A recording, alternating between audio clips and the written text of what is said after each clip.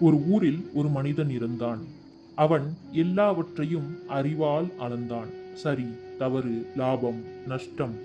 ஒரு நாள் அவன் கோயிலுக்குள் நுழைந்தான், பழக வேண்டும் என்பதற்காக. உள்ளே மணி ஒலித்தது. அவன் மனசு மட்டும் ஒலிக்கவில்லை.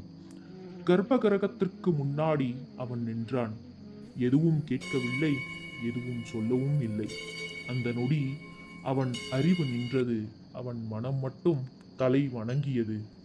வெளியே வந்தபோது உலகம் மாறவில்லை. ஆனால் அவன் உள்ளே ஒரு சுமை இல்லாமல் போனது. அதற்குப் பிறகுதான் அவன் புரிந்து கொண்டான். கற்றதின் பயன் உயர்ந்து நிற்பது இல்லை, வணங்கத் தெரிந்திருப்பதே. கற்றதனால் ஆய பயனென்கொல் வாளறிவன் நற்றாட் தொழார் எனின். தூய அறிவு வடிவான கடவுளின் திருவடிகளை தொழாவிட்டால் கற்ற கல்வியினால் என்ன பயன்? மீண்டும் நாளை பார்ப்போம்.